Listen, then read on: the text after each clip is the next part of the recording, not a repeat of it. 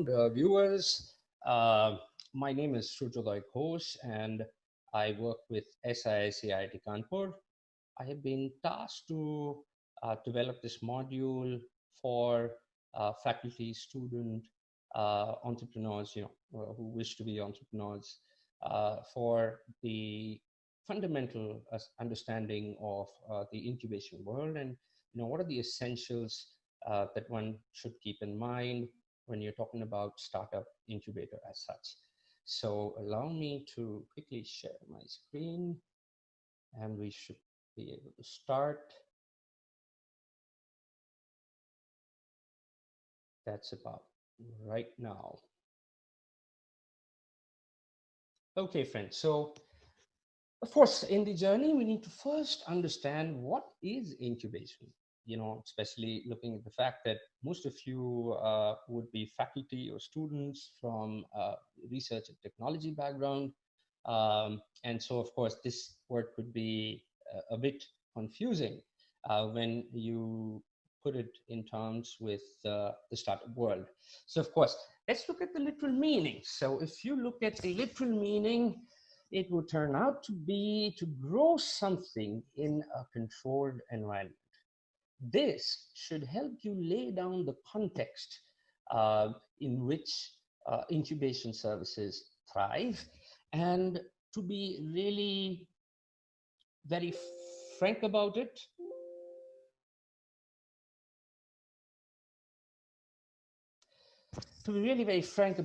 for a startup incubator, this is partially true, only partially true. And we'll, as we go further in this module, we'll get to understand why this is partially true. So of course, the next is let me take you through the preface as to what this whole module would entail. There are 5 major sections to it. We start with the lay of the land for startups, which is basically let us all understand the environment and the key thumb rule that defines a particular environment and also defines how the startup is going to grow.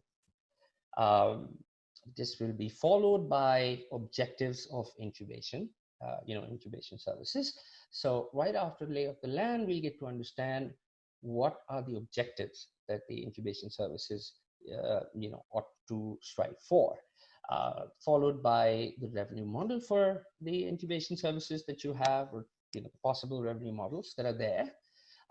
And this has to be followed with strategic positioning. Now, the strategic positioning is a section where we would essentially cover how an incubator can, position themselves in the market. Of course, incubators, just like startups, can actually be from a varied section of spectrum. Some of them can deal with socially relevant startups. Some can deal with, technology startups. Some can deal with disruptive, startups. There are different positionings, and it's important that we choose one for ourselves, because that's essentially how we're going to lay down the direction for the incubator. Now, we follow that and we kind of end the module with the concept of incubator as an orchestrator. So I hope that you all enjoy the following section of this module. Let's start with the lay of the land. Now, of course, the thumb rule. And the thumb rule in the lay of the land is something that is linked to the economic system that we have. The economic system that we have is that of capitalism. Therefore, what we're essentially trying to say is that for all startups, they need to understand that without capital, without someone coming and putting money in them, an idea is just worth very little. It's partially, some of the people can look at it and think it's unfortunate, but that's how the economic system works. And trust me, it isn't that unfortunate at all if you're the consumers or the customers of these startups. So let's proceed further. We need to first, before we embark further, understand, the some of the fundamentals of the startups. It's also part of the lay of the land. So startups, when we look at them, if we try to understand how startups were some time back and what startups look like now, let's look at them in we plot a graph with sales revenue and time, and then we start to look at uh, something that used to happen maybe prior to the 90s or the 2000s. So a startup would start, and then they'd set up a plant, they'd start to sell, and then start to grow the brand. And over a period of time, they would see some growth, which would probably table unless they do something else. They get into a brand or they develop a new product. However, but this particular growth pattern is called organic growth. Very important for us to understand, because all startups are not meant for organic growth, and there are some startups that are exclusively meant for organic growth. um, and now let's proceed towards the next kind of startup, which is the second kind. This ladies and gentlemen, is a startup that is on an exponential growth curve. So we need to understand the clear difference between these two patterns, because let's look at it this way. If there is a startup that is, let's say, working on an IT tool, something that is an app, or something that has, very little investment required in terms of, um, you know, uh, creating a particular product or creating services, and then we set it out in the market. In today's time, this is especially true after the 2000s, there are specific startups that would only grow in an exponential environment, or else they will not. These startups essentially will be very low on capital expenditure, capex or capital expenditure, which is basically the amount of money that one spends in order to start a business, which means you're especially in assets. So if you're setting up a manufacturing plant, then the manufacturing plant, the working capital, all of that would include or would be rather included in the low capex model, which will enable the startup to then focus the rest of the resources in spreading awareness about their products, choosing different distribution setups and distribution networks, and then take it forward on an exponential growth. All the big startups and the good startups, and what really a startup coming to you guys when you're in an incubation center will be looking at is this particular growth pattern, which is the exponential growth. Now, one thing is very important for all of us to understand. A startup that is on an organic growth path vis-a-vis a startup that is on an exponential growth path will have separate approach and a separate set of strategies for growth. Strategies that are exclusively for this pattern will not work in exponential, and vice versa. That is, if you're taking something that is suitable for organic growth and you're trying to apply that to a startup that is on an exponential growth pattern, it's a sure recipe for disaster for the startup. And of course, because you're the incubator, so therefore for you as well. Now, let us go a little bit deeper in this. So, of course, we looked at the two types of startups, one on those who are meant to be on the organic growth path, and the other ones on the exponential. Now, let's get back to the startup and the lay of the land, how it looks like right now. So we're trying to capture the incubation value chain here in front of you. So we see the startup and we have the industry. And if you see, the whole thing starts up at the incubation incubation center. And so the incubation center, we first screen a startup, then bring them in, then of course we help them with mentors, those who could mentor them on the development part, as well as those who could mentor them on the business part. And then, of course, it all results in services and products that are then taken to the industry. And of course, like I said, the thumb rule, which is that there's capital, which is essential for any business to start to grow. So therefore, we, of course, usher in the first rounds of investments. This could be from an angel investor. This could be from various grants. There are multiple options that are open. And then all of this then will start to gear for the time the rubber touches the road. That means when you hit your market. And of course, so what you first get is called traction. Traction in a number of terms could mean something that essentially gives you an indication that the products or services that a startup essentially has looks reasonably sustainable and reasonably appealing to the market, therefore suggesting a good product market fit.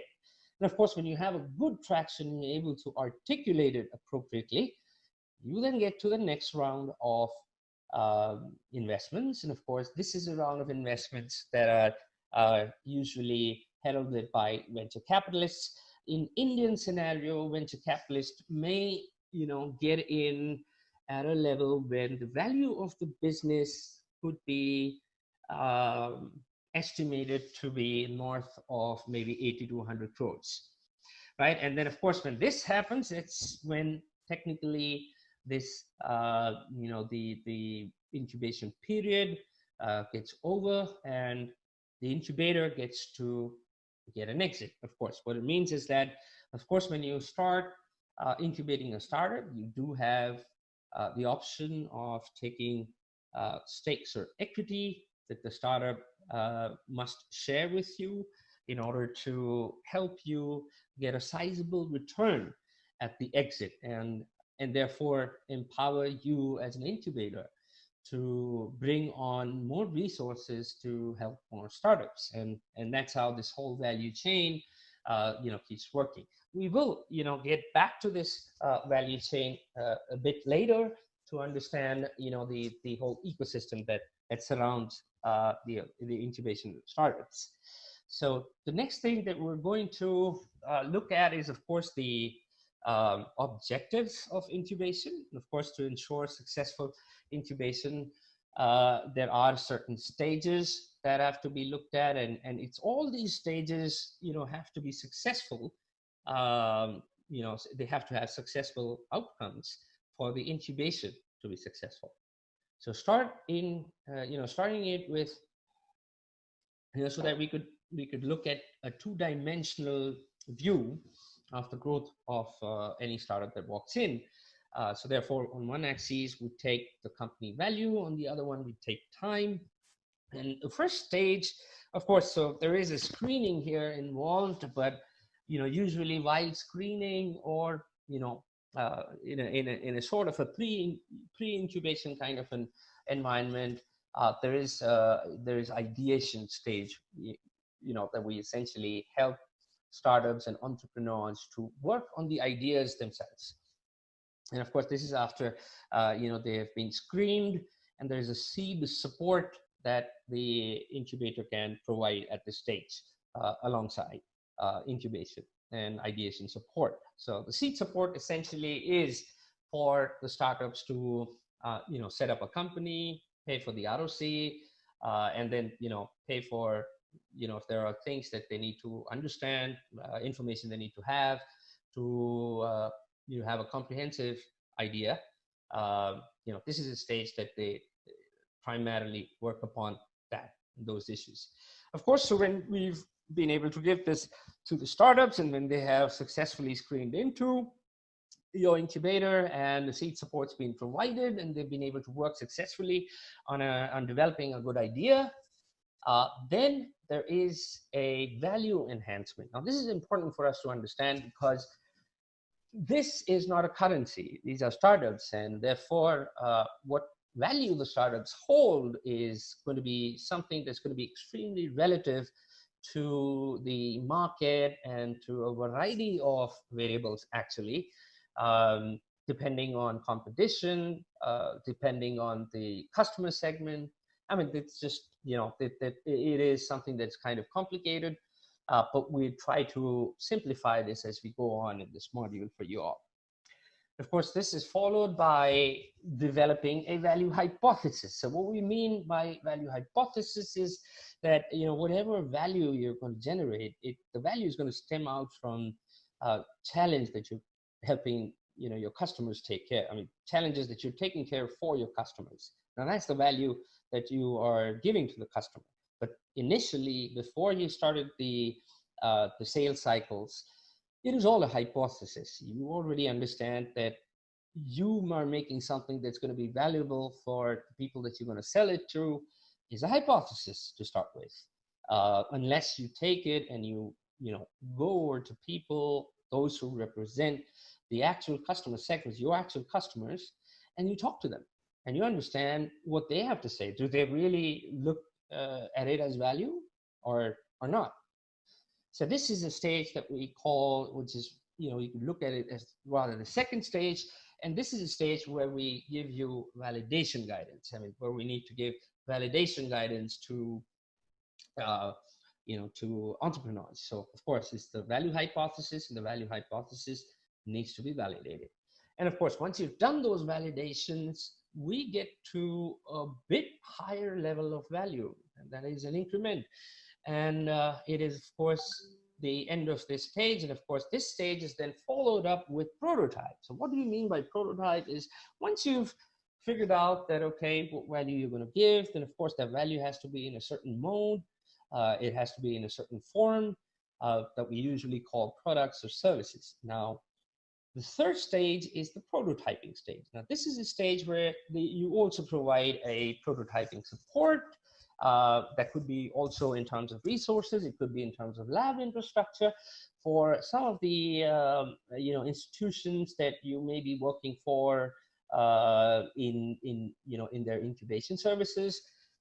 Institutions will have to partner with a large section of other institutions if they do not have appropriate amount of lab infrastructure available.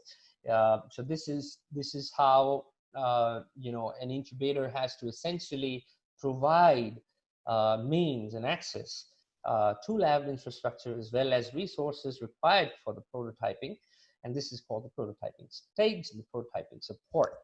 And of course, this too results in enhancement of value for that particular startup. Now, when we follow this up with the next stage, which we call the proof of concept, or the POC, which is an acronym that you'd find used multiple times in the startup world. So what is a POC is typically where you have proof of concept for your idea, that the idea is working and that people are willing to pay for it.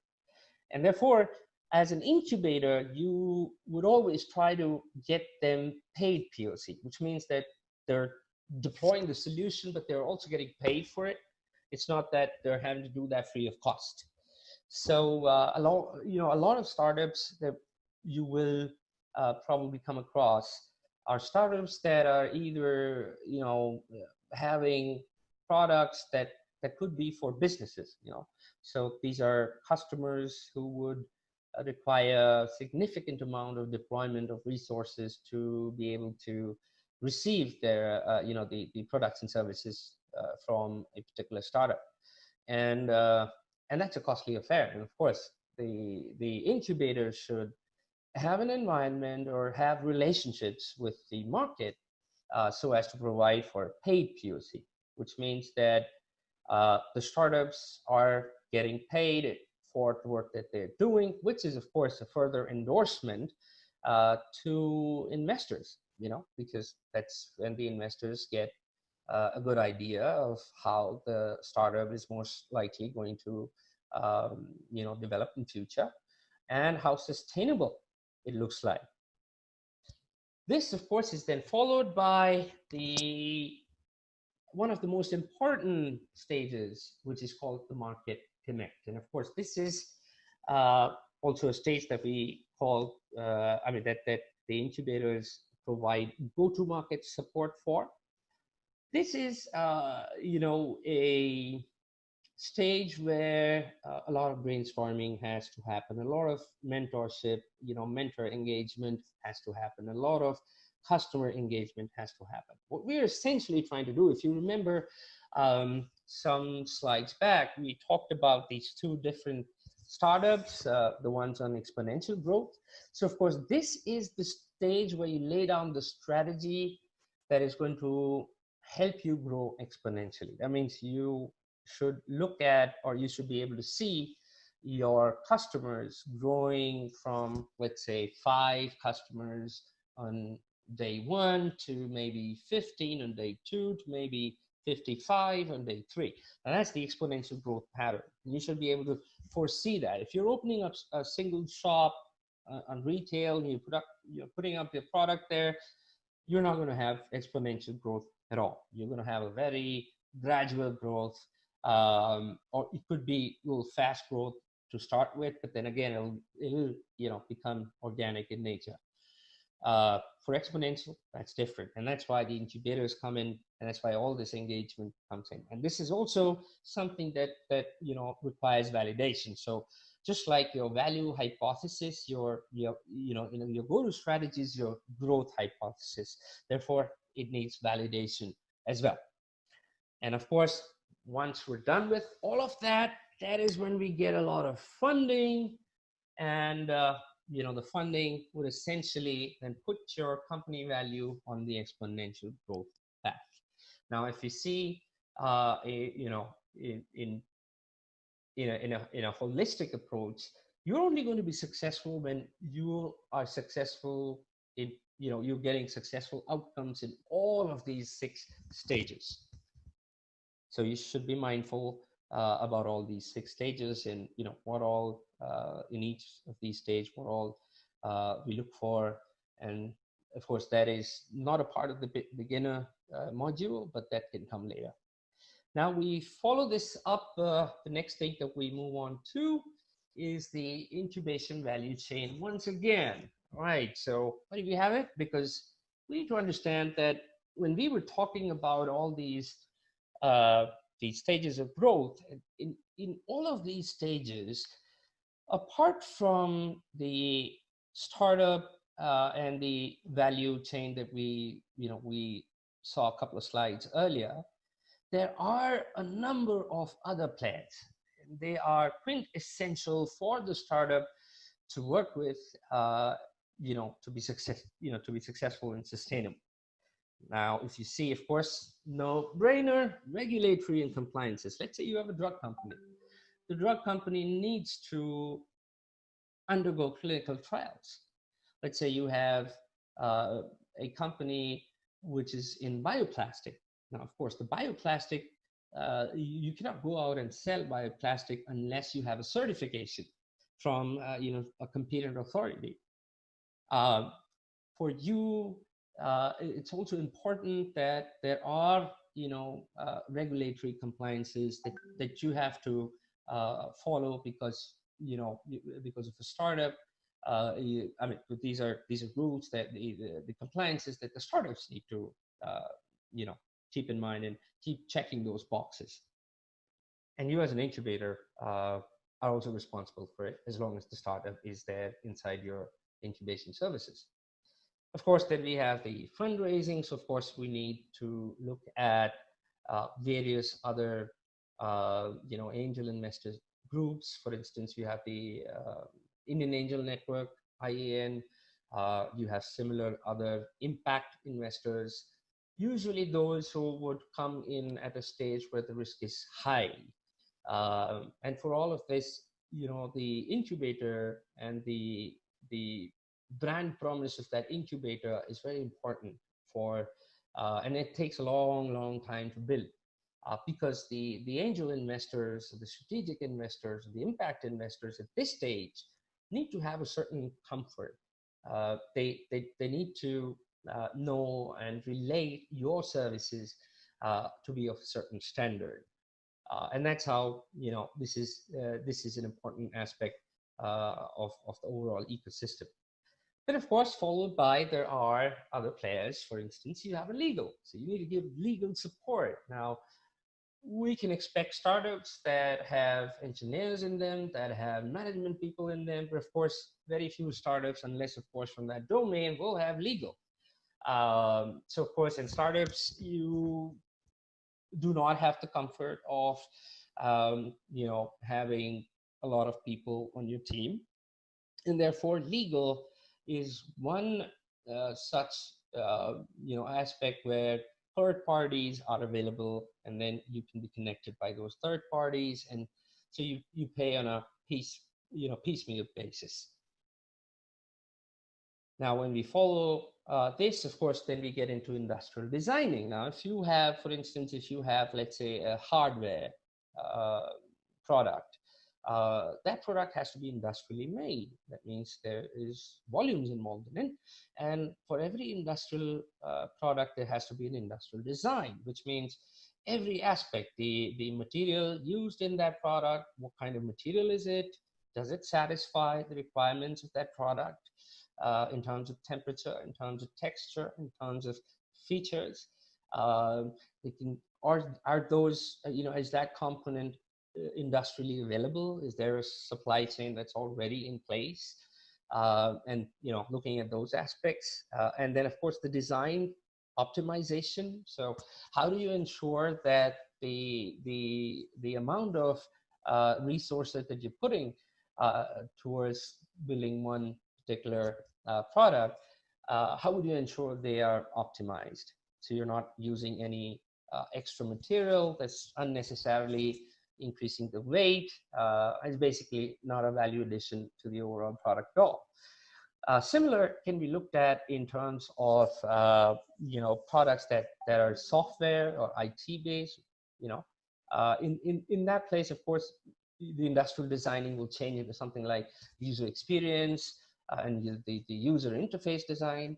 But essentially, these are aspects that, of course, third parties or there are players who are known for this, and of course, they need to be then brought into the mix for the startup. Now, of course, there are several other startup services as well. For instance, when when you're starting up, you may not want to go ahead with overheads for maybe something like, let's say, finance, or something like, let's say, HR, human resource management.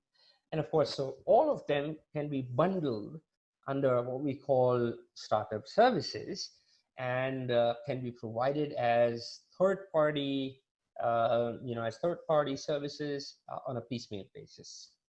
Uh, so followed by industrial partners and OEMs. Of course, now if you have a startup that is in hardware business, of course, they will not be able to get into anything without having somebody make those for them. Hardware has got to be manufactured, and of course, startups usually do not have and if you remember, the organic path vis-a-vis the exponential growth path. The exponential growth path is essentially a capex loan, model, which means that initial investments, that is in terms of, let's say, the plant, the machinery, the people, the processes. For you to set up all of that, you need a lot of investment. And of course, so this is a stage where there are individual manufacturers out there who essentially can be then brought in the mix, and they can do the manufacturing for the startup. So of course, this is a very essential part of, let's say, any hardware solution that we're looking at. Followed by CSR. Of course, we all know that corporate social responsibility has now come up in a big manner, and CSRs support startups through incubators. So that's one of the essential, industry player. Followed by, of course, the social media management. Of course, social media management in today's world, especially for startups that are looking at the exponential growth, is nothing short of an essential and a very critical input. Unfortunately, once again, it is very less likely that the entrepreneurs or the startups themselves will have somebody who will be on top of the social media management game. And a lot of us, we feel we understand social media. However, if you really go to an in-depth analysis, you will understand that this is an extremely vibrant segment where a lot of it's extremely dynamic. So a lot of things keep changing, and the trends, they can change almost, you know, snap of a finger overnight. And unless you have somebody who is from the industry, you tend to lose out on it. And therefore, this too needs to be then brought into the mix as a third party. So what we discussed in this overall um, slide and section is basically, what does the startup ecosystem look like? It's not, the startup and the incubator are not the only two players in this ecosystem, as you can see very clearly. And if you see, the incubation center is the link between all of this, and that's by design. That's what we are there for. Now, moving on to, yes, the revenue sources. Now, of course, we too, incubators too, are subject to economic requirements and economic inputs. Therefore, we need to have revenue. Now, in this slide, we're going to look and very quickly move over the various means that are available to an incubator. From there, they can derive the much needed nutrition, which is the revenue, of course. And so let's look at that.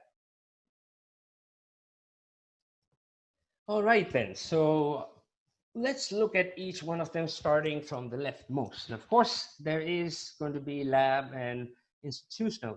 There are institutional stuff that you would give to a startup for use. Um, so for all of such uses, you will be able to get a certain amount of revenue. Of course, this is a segment that that needs to be subsidized, or it needs to be in a manner that allows the startups a lot of slack, because right at the beginning, even if you get a grant, you really don't have too much money to spend. So of course, this is one aspect which is a source of revenue. However, it's not a very large source of revenue. Followed by co-working space and assets. Of course, now this is another avenue from where there could be significant amount of significant amount of earnings that can come from the incubator, provided you are giving the startup space to work. And if you're giving them assets like computer desktop, like printers, fax machines, if you were photocopiers, if you're giving all of these, then all of these can be put on rent, and the rent, of course, is the revenue source fee.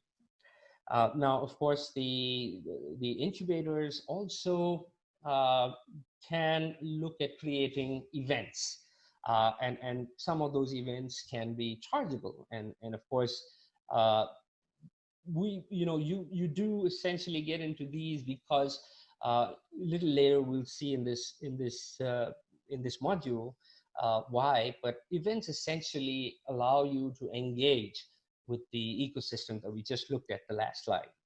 And if we can figure out ways of, let's say, getting sponsorships, getting CSR funds in the form of for these events, of course, they then become naturally a source of revenue for you.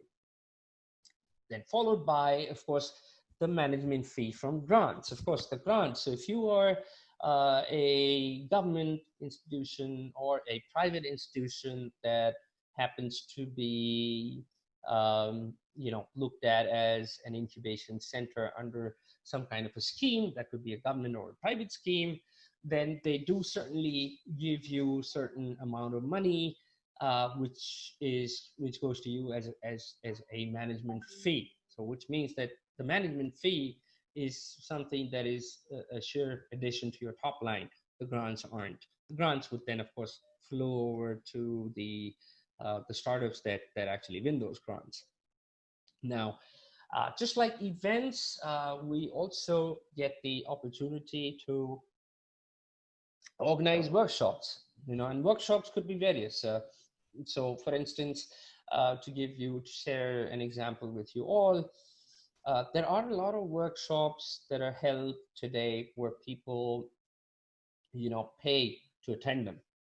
Essentially, these workshops can include, something like, for corporates, they really want to understand how the startups are able to develop products much, much, much faster than what the corporates otherwise do.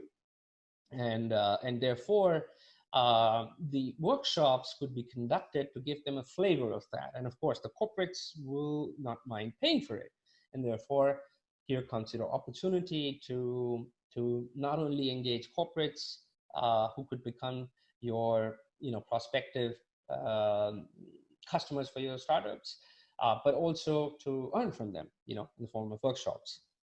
And then the next one, of course, is training and development. So, of course, we can look at training and development as they may not necessarily be looked upon as something traditional. It could be small modules, it could be skills, it could be various things. It could be, for instance, AI, something on AI, artificial intelligence. And so we can, of course, create these various training and development programs that we can create because we're working with those startups and we understand that very well, and of course sell that in the market, and of course earn a revenue from that. So that is training and development. Now, of course, the biggest of this is the amount of revenue that you can get from from equity sales, from an exit that you get, or from revenue sharing that you may want to get into a contract with the startup stating that you would, for a certain period of time, take a bit of their revenues and therefore link yourself with that. You may want to choose both. So some startups, may be willing to part with equity as well as revenue sharing, and all of that. It's basically terms that you could actually work upon, and you come up with whatever combination that suits you. But essentially, that is the biggest pie, the biggest source of revenue for any incubator. There's nothing bigger than this. Now, time has come to move to the next one of the most interesting slides, parts or sections of this module, and that is called strategic positioning. And before we start on this, let's take a small break and we'll get back later.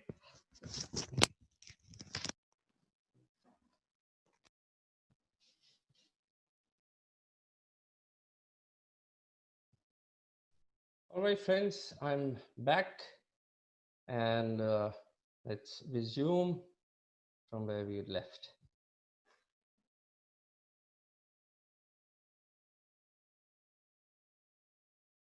Okay, then. So when we look at strategic positioning, I've put a caption there which says, if we don't know what to look for, we cannot find our way to it, right? That's true, isn't it? Okay, so in order to look at the positioning, I'm going to use the BCG, or the Boston Consultancy Group metric, or the 9-blocker. And I'm going to look at 2 dimensions, both on X and Y axes, and they being technology complexity. That means that what is the amount of complexity involved in developing the technology or the innovation that we're talking about? And on the other hand, we'll have impact potential. Now, this is social impact potential. If you're trying to look at sustainable models, and therefore the social impact potential is what we look at on the x-axis. And of course, when we build these axes, unfortunately, it's very difficult to put them alongside numbers. Therefore, we are looking at a low, medium, high, on both these axes to quantify what we're trying to say. So of course, if we now superimpose the different various segments, now these segments are going to be, I mean, you could look at them as hardware, software, ICT, medical devices, social impact.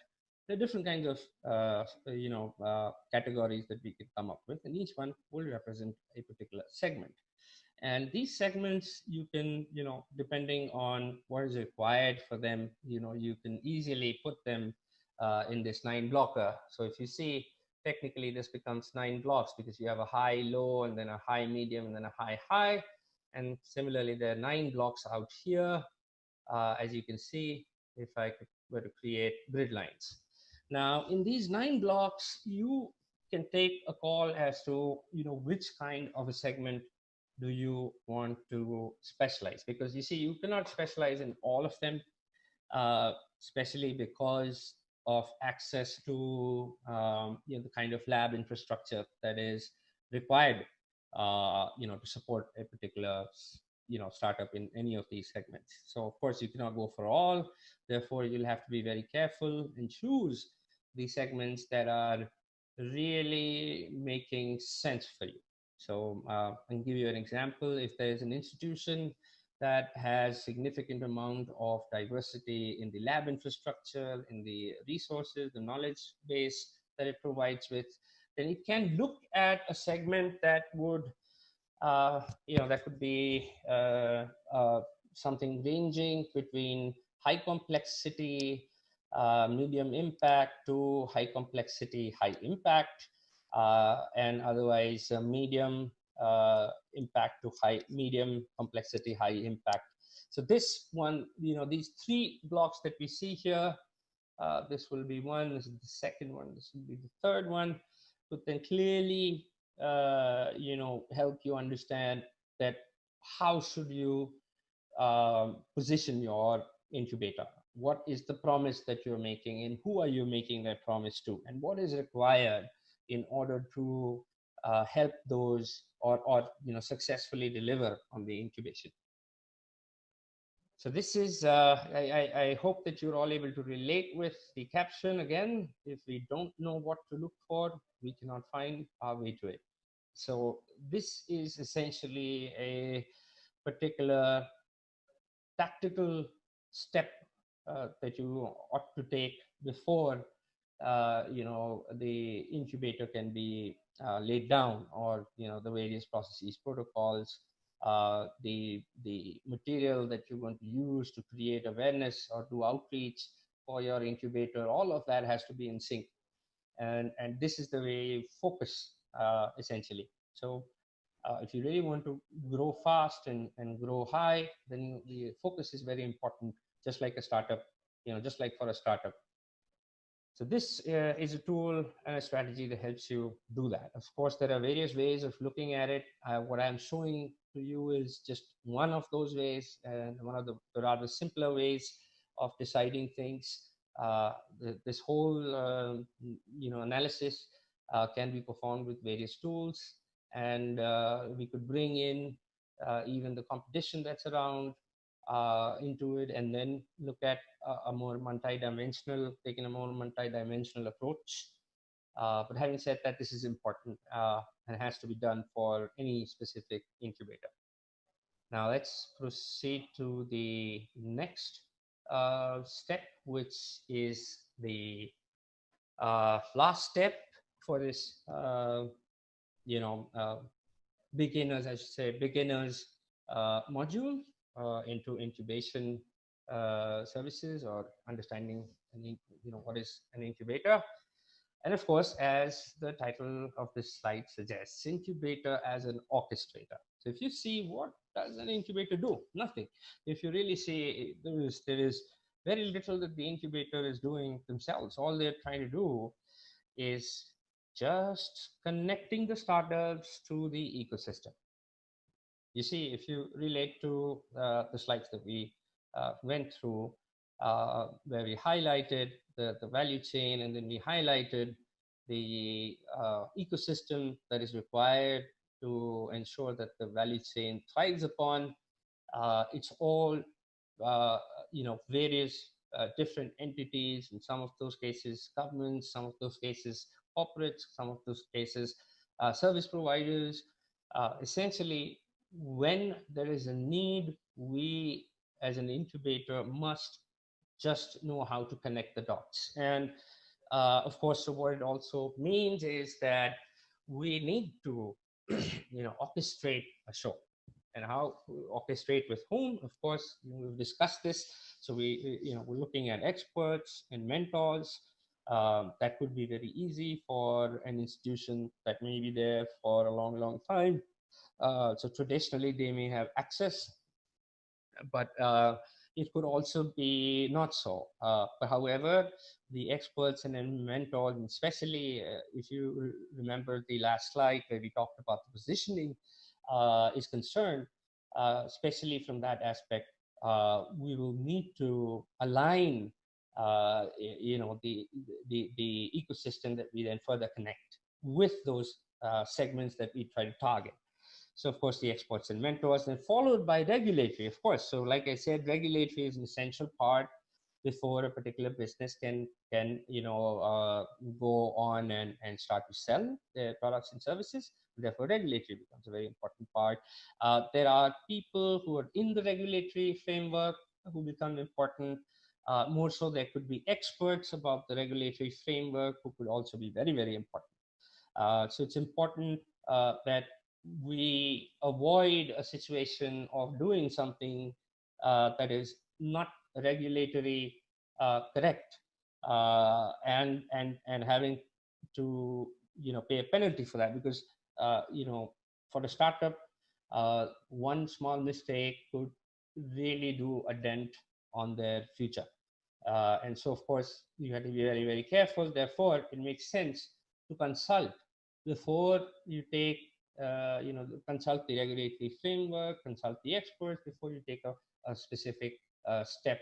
And then, of course, there's research and development. So, of course, when you come to research and development, again, depending on the segments that you're trying to target, you will have to come up or link yourself to give a wholesome lab infrastructure and resource availability, kind of a thing for those specific segments yourself. And if you don't have it in premises at your end, then you would like to partner with establishments who have that, so that that could be offered as a standard to those startups who are coming for incubation to your place.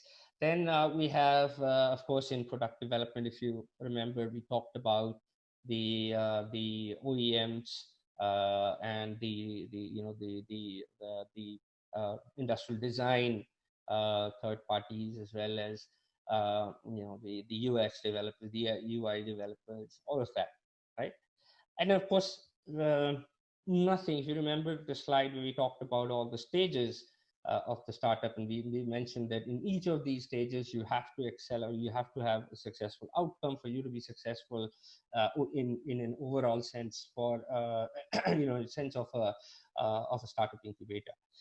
So therefore, one of the most important things that you're actually providing is the market connect, which means that if you can take a technology directly to the industry, then there's nothing better than that. So what it essentially also means is that you create awareness about your startups, you create awareness about your brand, you create connects with various industry players in order to directly have your startup sell to these market players. And that's something we call market connect.